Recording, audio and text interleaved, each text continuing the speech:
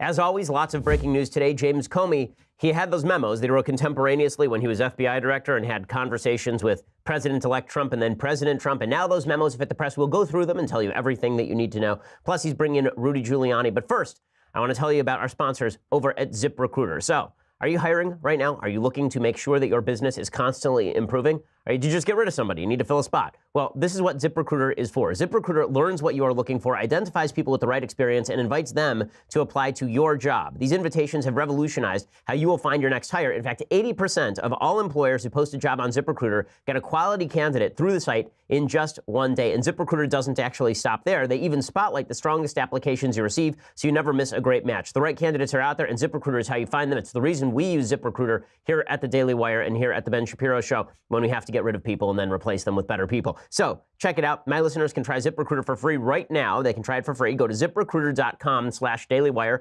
That's ZipRecruiter.com/dailywire. ZipRecruiter is the smartest way to hire. Again, that's ZipRecruiter.com/dailywire. They really do make things really easy. They ensure that you are only getting the best applicants, and they figure out which are the best applicants for your business. They help you every step of the way. ZipRecruiter.com/dailywire. Go check it out and use that /dailywire so they know we sent you. Okay, so there's been hubbub for literally over a year about James Comey's firing. James Comey was fired as head of the FBI because James Comey refused to say that President Trump was in the clear with regard to the Russia investigation, or at least that President Trump was not under investigation. And Trump got mad about that, and so he fired James Comey. He made that pretty clear at the time. Well, James Comey immediately came out after that, just to recapitulate the history.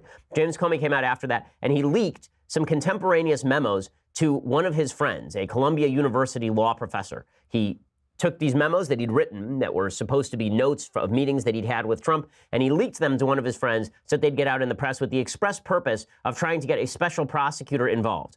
The idea here was this, that President Trump had fired Comey, and now the DOJ had recommended that on the basis of Rod Rosenstein. So remember, Jeff Sessions had recused himself from everything Russia-related, and that meant that Rod Rosenstein, the deputy attorney general, was the guy who wrote a letter saying that James Comey should be fired. President Trump used that letter as the basis for firing James Comey. James Comey then leaked a bunch of memos about his relationship with Trump to the press in the hopes that that Rosenstein would have to recuse himself and appoint a special prosecutor.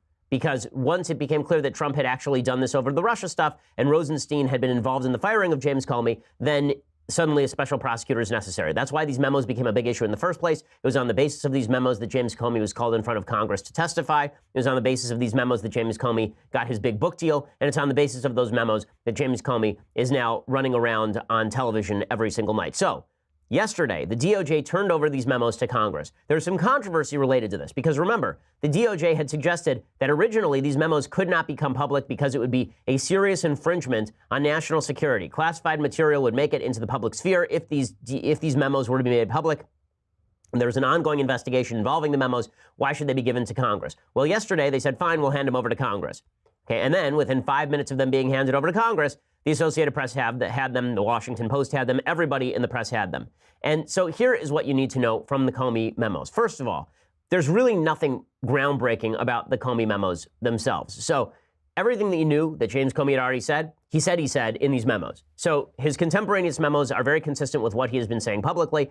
According to James Comey, he went to President Trump. He told him about the Russian dossier that was compiled by Christopher Steele at the behest of Fusion GPS, which was paid by the Hillary Clinton campaign. So try to follow me here. Hillary Clinton paid Fusion GPS, which paid Christopher Steele to compile a dossier on President Trump. And that dossier made its way to the FBI. And James Comey showed the most salacious parts of that dossier to President Trump. And Trump and Comey at length discussed the infamous P tape. Of course, this is the portion of the dossier alleging that President Trump went to Russia in 2013 and had Russian prostitutes pee on a bed once occupied by the Obamas, which is real weird. Okay, and then Trump apparently told Comey at one point that Putin had bragged about the quality of Russian hookers, which is like, okay, whatever. And then apparently Trump joked about jailing reporters and Comey laughed about it. And Trump said that Michael Flynn had serious judgment issues, which is not a great shock. He ended up firing his national security advisor, Michael Flynn, and then asking James Comey if there was any way he could see himself clear to letting Michael Flynn go, which is not obstruction since he didn't actually pressure Comey to let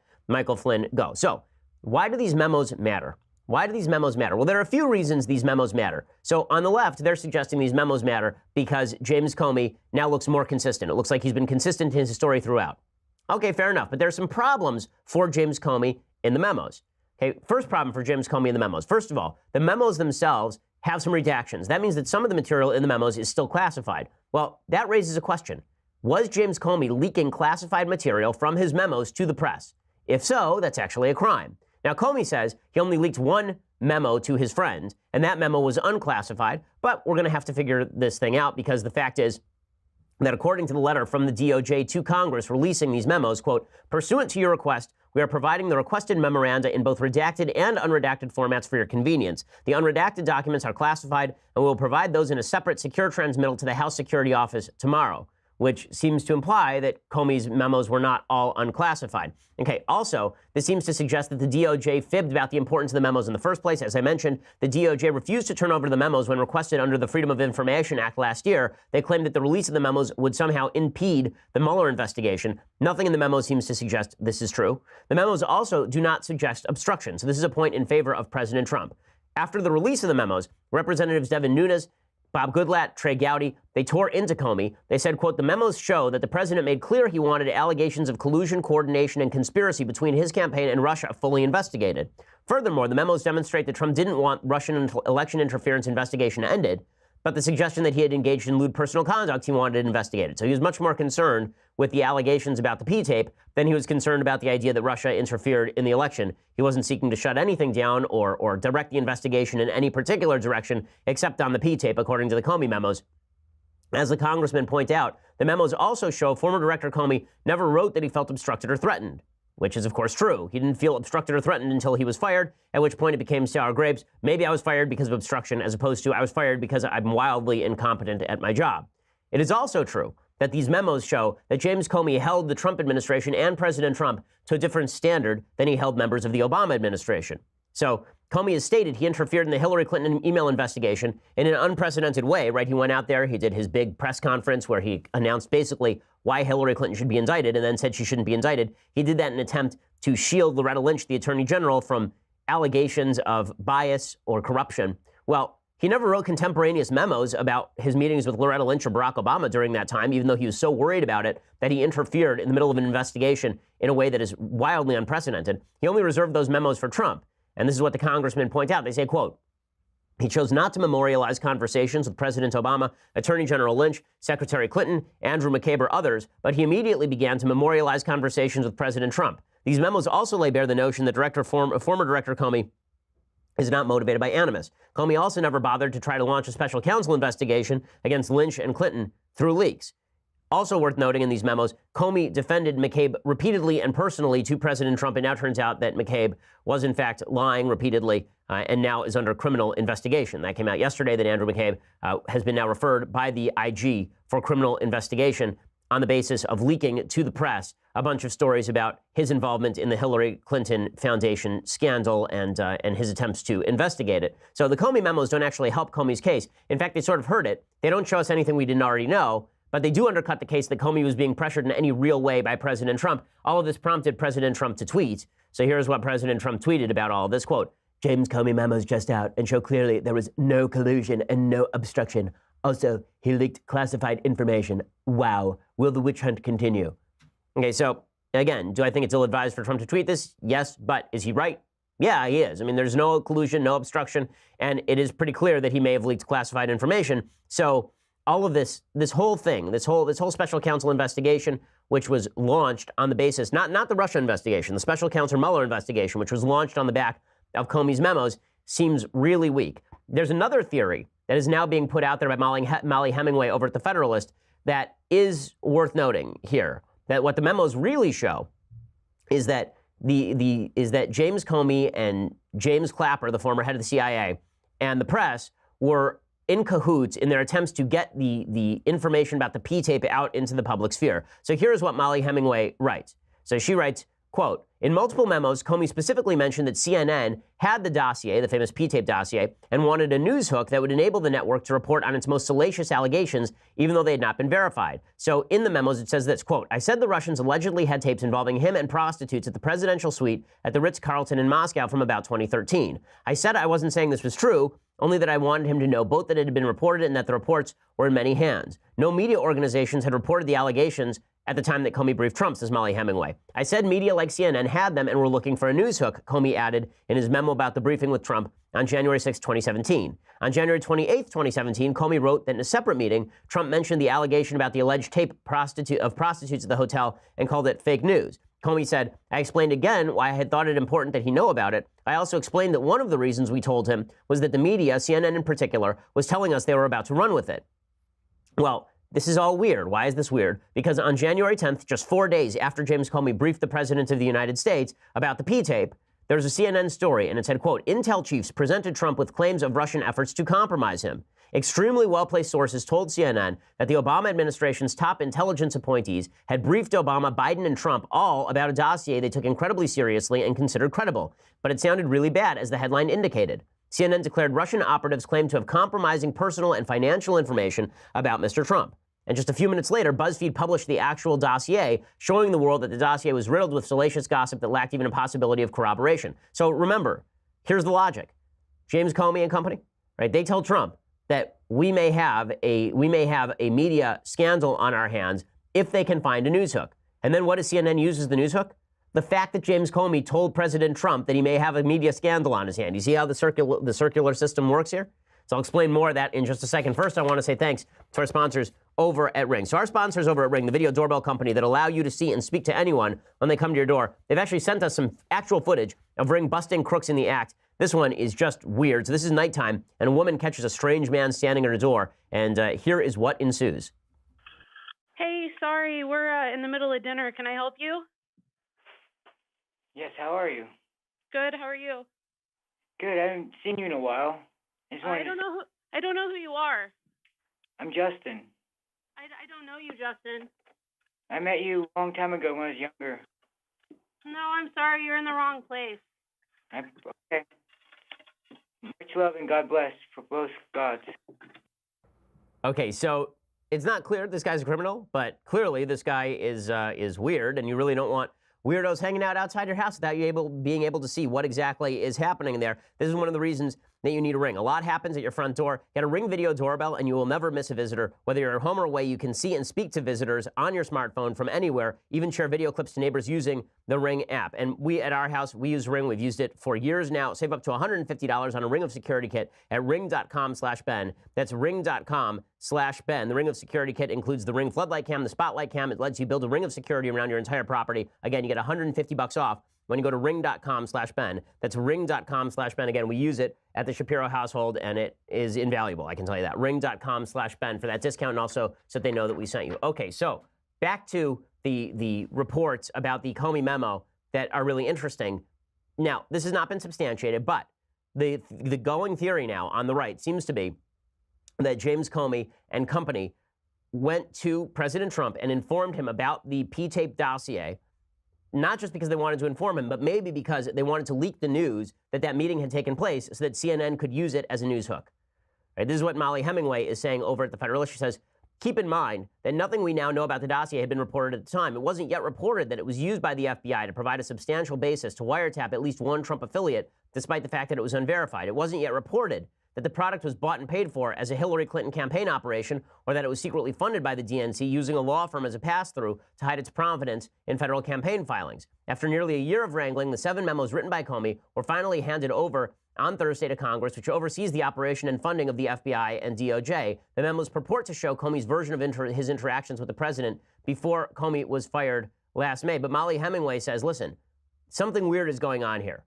Right, that Comey claims that James Clapper over at the CIA wanted Trump to be briefed on the P-tape and on the dossier.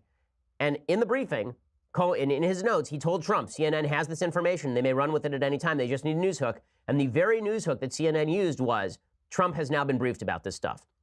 So if it wasn't Comey, then that does raise some questions about James Clapper, because Clapper obviously is a highly partisan player. And if James Clapper was basically using this as an excuse to get the P-tape nonsense out there in the first place, that is pretty damning and very, very troubling. In any case, none of this is particularly troubling for President Trump. I mean, the only material on the table right now that could be a serious problem for President Trump is whatever the FBI's got from Michael Cohen, right? That's the stuff that could actually hurt President Trump. But this P-tape stuff, the dossier stuff, the Comey memos, none of them actually seem to be breaking any significant news.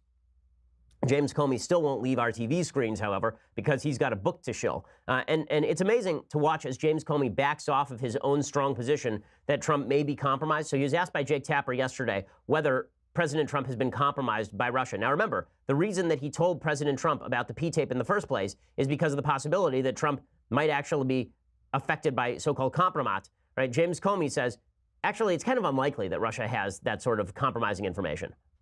I'm not going to talk about the investigation of possible cooperation between Americans and the Russian effort to influence our election. What you're asking about now is, why did I say what I said when people asked me whether I thought it was possible that the Russians had derogatory information on President Trump? I think it's unlikely, but I think it's possible. Unlikely but possible is different from what he said earlier, which is he said it was just possible. But now it's unlikely but possible. Bottom line is Comey has no news to break, and the media are struggling for news. Well, in their struggle for news, James Comey tried to bring out another piece of information yesterday, and I'm going to explain that one here. So James Comey says that in the memos, Trump told him that he talked with Putin about hookers. So according to the memos, James Comey told Trump about the P-tape allegations, and Trump responded by saying that he had not spent the night in Russia. That may or may not be true. And then Trump said that he doesn't need hookers because he's very famous. Probably true. And then James Comey said to Trump that, and then Trump said to James Comey that Vladimir Putin does vouch for the hookers over in Russia. Okay, so James Comey is trying to break this as a big piece of news, and then we will explain why Trump probably said this in the first place. I can't recall. I think there was public reporting that he had spoken to Vladimir Putin as sort of a welcome, congratulations on taking office thing at that point. I'm not suggesting they talked about how beautiful the hookers were in Russia, but I do know there was at least one publicly reported conversation. So what exactly happened with the hookers? Why exactly did Trump say that in the first place to Comey? Probably because just a few days beforehand, Vladimir Putin had announced to the world that Russia has the best hookers. This happened about like a week and a half before Trump told Comey about Putin talking about hookers. The chances that Putin actually talked directly with Trump about hookers are extraordinarily low. But he did speak to the world about hookers, which is weird. So here was Vladimir Putin at the time talking about how great hookers were in Russia. He says, I find it difficult to believe that he ran to a hotel to meet with our girls of reduced social responsibility. Oh, I love that euphemism. That's so good. Although here we also have the best ones in the world. Got to hand to Vladimir Putin. When you're talking about prostitutes and you're bragging about the quality of your prostitutes, that is one leader of a country right there. That is probably why Trump said that, not because Putin actually told Trump that the hookers in Russia were actually the best. Okay, so meanwhile, the other breaking news from all of the Trump-Russia stuff is that apparently Rudy Giuliani has now joined the team. Rudy Giuliani, of course, was very close with the Trump campaign. He was very involved in the Trump campaign. He has a very close and weird relationship with President Trump going back years. In fact, here are some early audio and video of President Trump, then just Donald Trump with the mullet. I mean, really, business in front, party in back. And Rudy Giuliani, this is about 1990, I believe. You know, you're really beautiful. And a woman that looks like that. Rudy Giuliani is dressed in a wig and fake boobs, by the way. Oh, thank you. Maybe you could tell me what you think of this set. This is a thing that happened. This may be the best of all. Oh, Me Too moment. Boy, you. Oh. Donald, I thought you were a gentleman. Okay, and then Trump actually says, well, you can't blame me for trying, or at least I tried. And then later, apparently, he would talk about this with Billy Bush, right? He moved on Rudy Giuliani very heavily. He moved on like a bleep. Okay, in any case, everything is very weird. Rudy Giuliani is joining the team because Giuliani does have some legal knowledge. Obviously, he was a prosecutor, and so he's joining the legal team in an effort to try and negotiate an end to the Mueller probe. That doesn't seem wildly out of bounds. It doesn't seem out of the realm of possibility either, because I'm not sure that Mueller actually has anything so far as this Russia collusion stuff goes. And the obstruction case is extremely weak, if by obstruction you mean that he fired James Comey. Even James Comey can't say that it was obstruction. Makes it very difficult to claim that there was serious obstruction by Team Trump. Now, again, the real danger to President Trump is not that. The real danger to President Trump is in the Michael Cohen stuff, in the fact that his personal lawyers' offices were raided on the basis of supposed campaign finance violations. Alan Dershowitz, who's been a pretty strong legal ally for President Trump throughout this process, he says that President Trump has to assume that people are going to flip on him. Prosecution has an enormous leverage They can charge you with a dozen crimes, even if they're relatively technical crimes, that accumulate with the guidelines and tell you you're going to never see freedom again. You're going to serve the rest of your life in prison. That kind of pressure brings about not only singing, but sometimes composing. I think the president has to assume that his closest friends, his greatest associates, the people he trusts the most, if exposed to the pressure, the risk of life imprisonment, will flip. That has to be his working assumption. Okay, so then the question becomes, what exactly does Michael Cohen have on President Trump? Maybe the answer is nothing. But that's the place where Trump really has vulnerability legally. The Mueller investigation is going to come to nothing, and I think that Trump knows that. I think Team Trump knows that. I think that's why they're being cooperative with Mueller. I think that's why Trump is really not concerned with firing Mueller, because all of that, after a year and a half of this nonsense, will finally come to an inglorious end. It'll really be on the Michael Cohen investigation. Democrats are now going to have to shift their hopes from Trump-Russia collusion to Michael Cohen engaging in some sort of illegal activity with Trump in order to push their impeachment hopes. Okay, so meanwhile, I just have to tell you the story, and then we'll get to the mailbag, because I want to do some mailbagging it up today. But this is an amazing story. So you remember that D.C. lawmaker, Trayon White? So Trayon White is a Democrat from Ward 8 in Washington, D.C. He's a council member. And he had said, if you recall, that the weather was controlled by the Jews.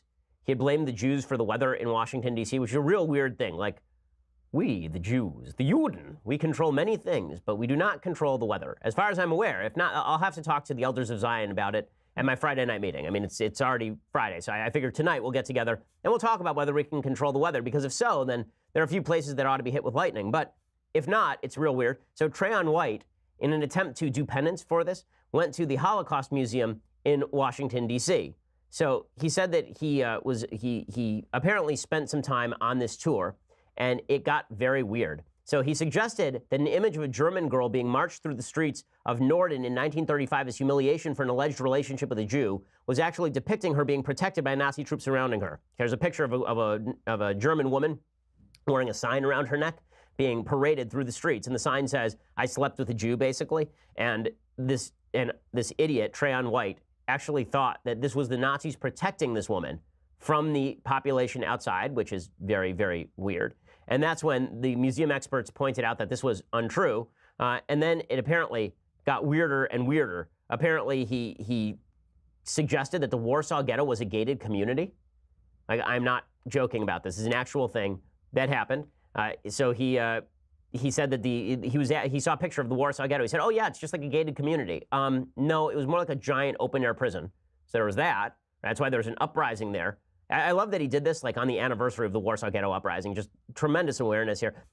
The other thing that I love about this, of course, is that the national media coverage has been relatively scant. So it was covered by the Washington Post. It was covered by Mediaite. But if this had been a Republican lawmaker of any caliber, it would be all over the front pages of every newspaper that this person went to a Holocaust museum and thought that the Warsaw Ghetto was a gated community. I mean, just absolutely asinine. But demonstrating once again that political correctness only runs in one direction. Okay, time for the mailbag. So if you have questions, now is the time for them. Nicholas says, quote, "Ben, I'm currently in the Marines. I've been living overseas for the past couple of years. I was recently having a discussion with another Marine about our founding fathers and their statues across the country. As a minority and someone who had ancestors that were slaves, he can't bring himself to respect them and doesn't understand why we still have statues honoring them. He asked why in the world should a modern-day person of color in America want statues of slave owners still all over the country. I've always had a passion for American history and have revered our founding fathers, but I'm starting to rethink my position as I look at it from his point of view." Well, listen, I totally understand why people of color or people who have ancestors who were slaves would be upset with the idea of statues of people who held slaves. With that said, the reason that we're honoring Thomas Jefferson is not because he held slaves. The reason that we're honoring Thomas Jefferson is because Thomas Jefferson was the author of the Declaration of Independence, the creator of the Louisiana Purchase, a president who stood for states' rights, and instrumental in the drawing of the Constitution of the United States. That's why we honor Thomas Jefferson. Right? We don't honor him for his slaveholding. This is like a woman saying about Martin Luther King, you know, Martin Luther King, that statue right there, you know, I understand that Martin Luther King did some great things, but Martin Luther King was also really, really nasty about women. Like, I mean, Martin Luther King had a very bad record of philandering with regard to his wife. And as a woman, it makes me very upset to see that statue of Martin Luther King. Well, the answer to that is that's not why we honor Martin Luther King. So recognizing that we build statues to people for the things that they do well, not for the things they do badly, and yet that people are rounded human beings who do bad things sometimes, I think is really important. I think that statues generally should be taken as jumping off points for having exactly these sorts of discussions, but pretending that honoring Jefferson with the Jefferson Memorial, for example, is honoring slavery is just silly. It's just not true. It's like saying that the Lincoln Memorial, that honoring Abraham Lincoln is really about honoring his original sentiments with regard to the inferiority of black people. If you go back and read Abraham Lincoln in 1856, he was saying openly that he didn't think that black people were of the same capacity as white people. But that's not why we honor him. We honor him because of the Emancipation Proclamation and his belief in the end that black Americans were Americans, and these were American citizens, and that these people should be freed from slavery. And so what we choose to honor people about doesn't obscure the rest of their history, but we should recognize that us honoring Thomas Jefferson or George Washington is about honoring their achievements, not about honoring their demerits, and that we can discuss those demerits in the same breath as those achievements and recognize that people were people who lived of their time. It is also relevant to note that with regard to slavery, virtually everyone for thousands of years was living in a slaveholding society. And again, there are lots of people who today I think are real garbage, but we still honor their works of art. And how many artists do we know who are just bad people, like rotten human beings, but we still recognize that they made a good movie? How many politicians leave a woman to die at the bottom of a river and yet are called the Lion of the Senate? In other words, when you look at human beings, it is worthwhile to look at them in their entirety. But when you're looking at a monument, the monument is really to the achievements of the human beings. Nick says, Ben, what is your stance on global warming, now climate change? I know a lot of conservatives seem to be split on the issue. I have heard you before say that you would like to do more research on the issue before you discuss it, but I'd really like to know your opinion. There's a big issue between my friends and me. We discuss this regularly. Listen to you every morning. Keep up the good work. Okay, so Nick, here is my feeling on this. My feeling is that global warming, there are really a couple of issues. One is climate change taking place? And the answer is yes, climate change is taking place. Virtually everyone agrees climate change is taking place. The second question is, how much is man-made activity responsible for that climate change? In other words, what is the sensitivity of the climate to carbon emissions, for example? That's slightly more controversial. There are some scientists who say that it's 50% of all climate change is attributable to mankind. There are people who say 90%. There are people who say 30%. I don't know the answer to that. I would assume that it is a non-insignificant percentage is attributable to man-made activity. And then finally, there's the third question, which is what should we do about it? And the what should we do about it question is really the hardest, because I've noticed that there's this kind of nasty conflation that happens all the time on the global warming argument, which is if I say to you that I agree with the IPCC, the Intergovernmental Panel on Climate Change, that there will be a 7-degree Fahrenheit change in the average global climate by the year 2100. If I say I agree with you, I agree with all of the premises of this. If I say to you that this is going to mean that things change on the globe, but if I also say to you, listen, I think that your solutions, like the Paris Accords, are not actually going to make enough of a difference to be worth sacrificing trillions of dollars in future income and development in a wide variety of developing countries.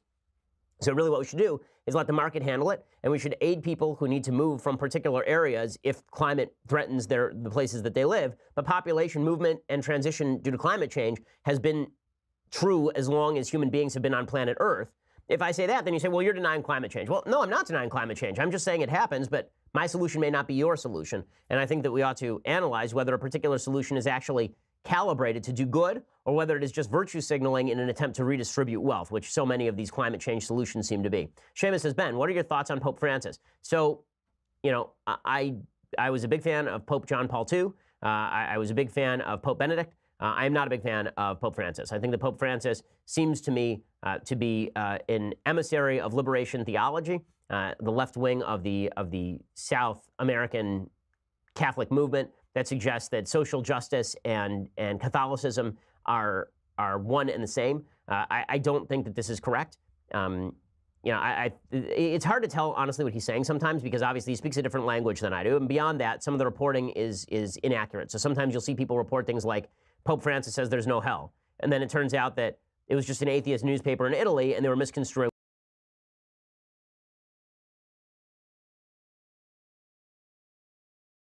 If you were to believe, you know, what the right says about him, then maybe he's fine. But I will say that the headlines that I've seen him make, some of the things that he said about foreign policy, some of the things that he said about immigration, some of the stuff that he said about the environment, I don't find any of this to be deeply tied into theological concerns. I think it's much more political than theological. William says, I want to be a teacher and I'm toying with the idea of pursuing a PhD in social science education.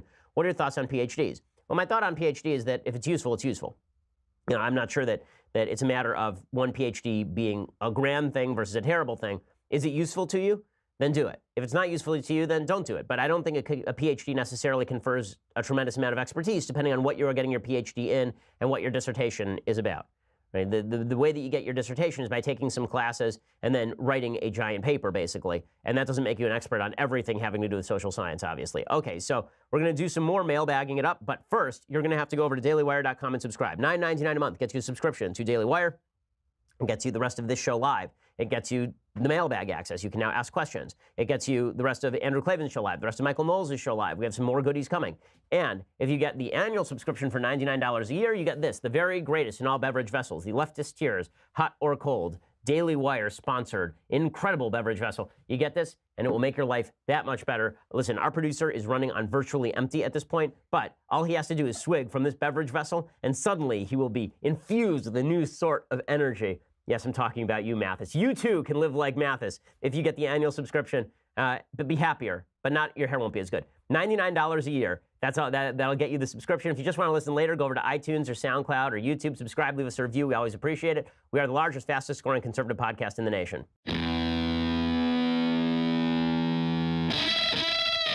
Alrighty, more mailbag. So William asks, what can conservatives do to participate more in education and bring a diversity of thought to public education? Well, this is a real difficult thing because many states require that you be a member of a teachers union in order for you to teach, right? California is one of these states. And that means the teachers unions are obviously taking money from your paycheck and then using it for biased political curricula.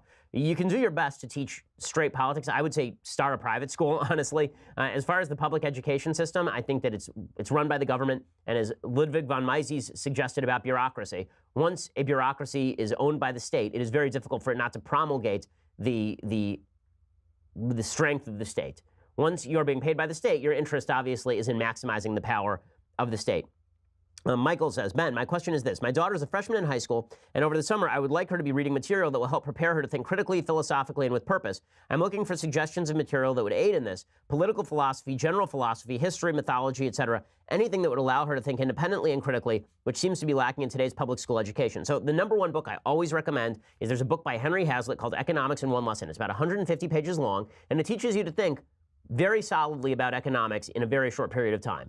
Basically, all of economics is about recognizing that there are unintended consequences to the policies that you pursue. That book, Economics in One Lesson, begins with the broken windows conundrum. Basically, here's the question. You are a mayor of a city, and there's a criminal on the loose in the city. And this criminal is throwing rocks through plate glass windows. Is the criminal hurting the economy or helping the economy? Now, folks on the left would actually say the criminal is helping the economy. Why? Because now that criminal has broken a window, and the business owner is going to have to pay the glass manufacturer in order to fix the window. What Hazlitt points out is, of course, this is not true, that the criminal is, of course, hurting the economy because that baker who had his window broken could have been spending that money on hiring more employees to bake more goods and making his price cheaper. Could have been spending his money to repaint the place. Could have been spending his money on a yacht. Right? Bottom line is when you get to choose the products you consume, the economy runs better and to more to your pleasure than when the government controls what it is that you are consuming and what you must consume. That's the kind of thinking that goes into Economics in One Lesson. Check it out. That's book number one. And then I would recommend A History of America, the History of the American People by Paul Johnson. That is definitely worth reading. There are a lot of great books. I think we have a book list on the site. If not, we're going to put one up pretty soon. I've been promising that for a long time. I know we have one at the office that if you email me, I'll send it to you. Let's see. Someone else, anonymous, writes, Ben, I'm a white Catholic male, and I'm going to be having my first son come September. I'm excited but very nervous knowing that in the state of our country, he will instantly be seen as privileged. Any ideas on how to combat these new white stereotypes or advise on raising a son would help. Thank you. First of all, your son is privileged if he is born into a two-parent family, right? That is a privilege. He's born into the United States. That is a privilege. Does that mean that you should be guilty for that privilege? Hell no. It's not his fault what color he's born. And why should you be guilty about being born in the greatest country in the history of mankind? Why should you be guilty about making sure that your son is born into a two-parent family? That is a wonderful thing. You did something right. You made a good decision. Good for you. And your son shouldn't feel guilty about you making a good decision. The idea that you are guilty for making good decisions is so stupid. And it's really interesting. There's a story that I saw the other day that was widely covered about a woman who had graduated law school, and she had, I think it was 5 children. She's a single mom. And I believe that the story was that she was never married in the first place, I think. If not, then the story is irrelevant. But let's assume, for the sake of argument, because the media does this all the time, that the media glorifies single motherhood in a way that no one else does, right? The media will suggest that a woman who has a child and she's not married, and then she overcomes obstacles like having a child in order to succeed in business is somehow greater than the woman who actually made the decision to get married. This drives me up a wall. Privilege of decision-making is what matters in the United States. In a free country, the decisions that you make ought to have an impact on how you live. If you choose to get married before you have a child, that is something you did right. And we should be celebrating that a lot more than the person who had a child out of wedlock and then succeeds. It's great that the woman who had a child out of wedlock succeeds, but she did set up an obstacle to herself. She did set up an obstacle to herself in terms of succeeding, because now she obviously has higher costs, she has to do childcare, and she's deprived her kid of a father in the home. So, this is why responsible decision-making matters. It really does. Joseph asked, Ben, what do Jews think of contraception? So this is rather controversial. There are a bunch of different commentaries and rulings on contraception. The general rule on contraception, according to Orthodoxy, as I understand it, is that contraception is forbidden except in cases of health. It is relatively widely prescribed, but it depends on the type of contraception. So in Judaism, the birth control pill is recommended more highly over prophylactics, for example. Mark says, Ben, fan here from Massachusetts, I have a question for you regarding end-of-life care and the role of government Medicare Medicaid. Generally, when a family can no longer care for an elderly person, they are cared for in a nursing home under Medicaid, and the state absorbs the little money they have left in any monthly benefit checks. Is there actually a viable solution to the extremely expensive end-of-life care that does not involve government intervention? Well, I mean, sure, just the same as it would in the medical system, which is you save up a lot of money that did not go to Social Security and taxes from Medicare and Medicaid, and you set that aside for the day at the end of life when it's going to cost a lot of money. Plus, when you don't have government subsidies, and when you don't have mandates that are crammed down on doctors to prescribe certain things, then competition should lower the cost. One of the fastest growing industries in the United States, for example, are assisted living facilities in the private sector. And because there's a lot of competition in assisted living facilities, the prices have actually been dropping pretty precipitously in certain areas of assisted living facilities. In certain areas, they're growing because the demand is outstripping the supply, but that's just going to lead to more supply. Supply and demand don't cease to work just because the cost of a particular product is particularly high. Daniel says, hey, Ben, if slavery and indentured servitude are outlawed by the 13th Amendment, why is jury duty legal? Thanks. Have a great Shabbat. Okay, so the answer is because jury duty is also covered by the Constitution of the United States. And the real answer is because there are certain obligations that you have as a citizen that come along with citizenship and that don't really fall under the purview of slavery. So jury duty is one of those. Being drafted into the military is another one of those. But these are controversial propositions. I think libertarians would probably argue there shouldn't be jury duty. Libertarians might argue that you should pay people to be on juries, which I think is actually not a terrible argument. Okay, someone else writes here, hey, Ben, what do you think is the cause of the country's rampant anxiety and depression? Lack of religion, is Rachel. Lack of purpose, too much selfishness. I mean, all of the above. I think that lack of purpose is tied up with lack of religion. I think it's tied up with lack of values. I think it's tied up with a country where we have all determined to see ourselves as victims rather than active players in our own lives. And if we get beyond that, if we determine that the decisions we make in our own lives are important and that we're not victims of circumstance and that it is our job to seek the purpose that we are to live out, right? We are here to better the world in accordance with our reason, as Aristotle would put it, or we're here to live out God's will for us, as Judeo-Christian values would put it. I think that would alleviate a lot of this. I think that so much of our culture is also designed to make you jealous of other people's material belongings. People tend to get depressed about their lack of material success when in reality, success is not dependent on the amount of money that you make. You know, my dad spent a lot of my life not earning a lot of money. And I would say that he's a very successful human being because he also raised 4 fantastic kids. Danny says, hi, Ben. Danny here. I'm partly of German descent, which is something I've always been somewhat proud of. I wonder if you think there's still any room for that type of pride considering Germany's history. Do you agree with Knowles' statement made last week that Germany is the worst country in the world? Well, I think that it depends on time. So I think that to label Germany the worst country in the world as though there is a unique sort of German character is relatively inaccurate because Germany was only constituted formally in the middle of the 19th century as one state. Before that, it was several states, right? It was Prussia and it was Bavaria and various other principalities. But the notion that Germany is the worst country in the world now, I think is silly. Obviously, it's not. It's not Afghanistan, right? It's not Iran. It's not North Korea. The idea that Germany was the worst country in the world in, say, 1805, I think is silly, considering that Napoleonic France was still on the rise, that it was the worst country during the French Revolution. That obviously is not true. So countries change, right? Some countries are good at certain times and bad at certain times.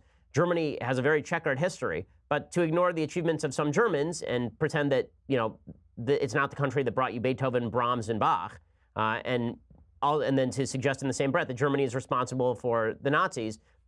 Again, as I said about individual human beings a little bit earlier, it's also true of countries. Countries can be good, countries can be bad, countries sin.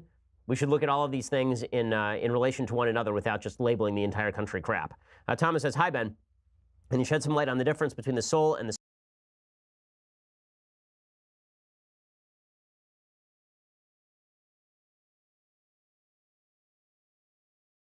what makes you unique, and the spirit is what animates you. It's the life force within you would be the easy way of describing it, I think. Okay, so a couple of more questions here. Frank says, hey, Ben, I've heard you mention the distaste you have for rock music. I was wondering, would you look at it better if it had more conservative values included in its lyrics, or is it the evolution of the instrumental sound it gives off? Much love and respect, Frank. Well, I think both. I mean, first of all, I think the values of rock music are essentially garbage and have been garbage for decades. But as far as the music itself, listen, I'm not going to pretend there aren't some rock bands that I like. I mean, I like the Doobie Brothers. Went to a concert a few weeks ago with the Doobie Brothers. I like Chicago. I like some of the old school, like 1960s, 1970s rock bands. I think some of those are actually pretty good and pretty creative. Stevie Wonder, I think, is a tremendous musician. But what I hate is the lack of musicality in rock music as compared to other forms of music, even jazz, is pretty astonishing on every level. Michael says, hi, Ben. I wanted to hear your opinion on the possibility of President Trump reinstating the draft if any further conflict with Russia and Syria were to escalate to a World War III type scenario. That, or if a war broke out between the states and somewhere like Iran or North Korea, do you think there's a realistic chance he would be president to restore the draft? Do you think society at large would cooperate? Well, I mean, if there were a draft, I think people would cooperate. Is the president going to restore the draft? No, I think the draft is a thing of the past.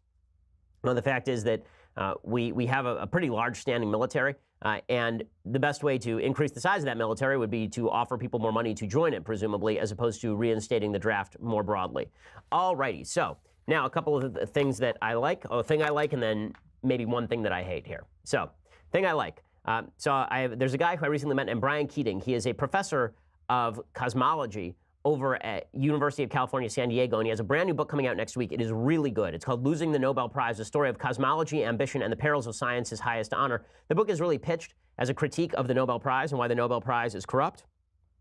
What the book really is a really fascinating history into the investigation of the universe, the Big Bang, and the theory that the universe has been here in perpetuity. It's really a good user-friendly history. I'm not going to say it's not difficult. At certain points, it definitely is. But I think Brian really dumbs it down to the point where folks like me who don't have a tremendous scientific background can understand it. The book is Losing the Nobel Prize. So if you've ever wondered how it is that we discovered the Big Bang and what cosmic background radiation is, some of the terms that are used by astronomers, then this book is really good for that. Also, it has some pretty interesting discussions of religion and science.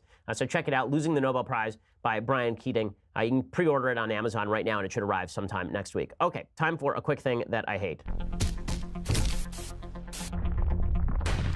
Okay, so first of all, I think that to look in the United States for incidents of racism is not all that difficult. I do think that there are people who are doing racist things, and they're doing them on a not infrequent basis. Now, we have to take that as a percentage of the population. But the reason that I want to show this is because there's been so much focus put on what happened at Starbucks, in which two black guys were allegedly told that they had to leave the restaurant, refused to leave the restaurant after not buying anything and demanding to use the bathroom, and then were arrested, and this has become a national issue on Good Morning America.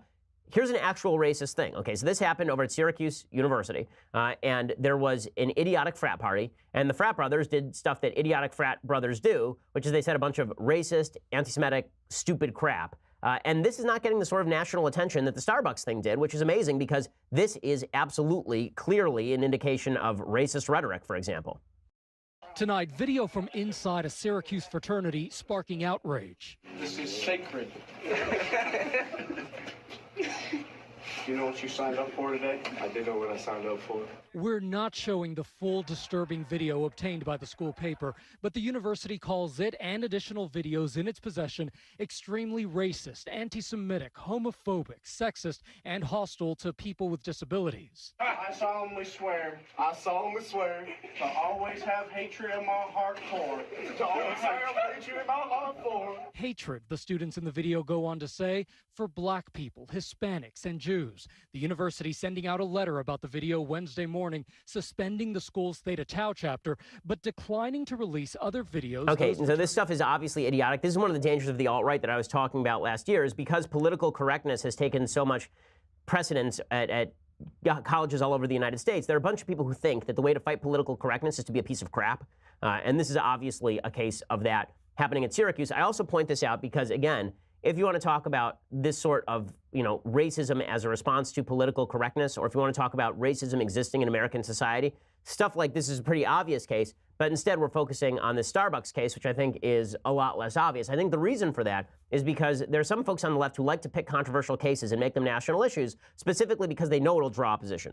Or if you say that this Syracuse tape is racist, everyone says, you're right, that's racist. But if you say the Starbucks incident, where we still don't have tape, was racist, and somebody says, well, I'd like to see the whole tape of that, they go, up. The reason that you're not paying attention to that incident is because you're covertly racist.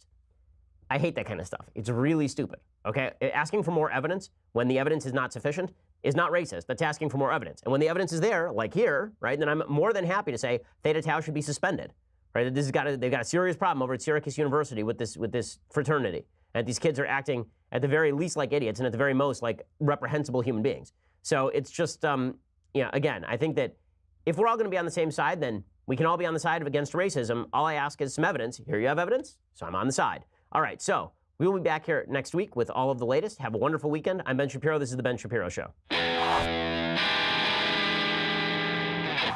The Ben Shapiro Show is produced by Mathis Glover, executive producer Jeremy Boring, senior producer Jonathan Hay. Our technical producer is Austin Stevens, edited by Alex Zingaro. Audio is mixed by Mike Coromina. Hair and makeup is by Jesua Alvera. The Ben Shapiro Show is a Daily Wire Forward Publishing production. Copyright Forward Publishing 2018.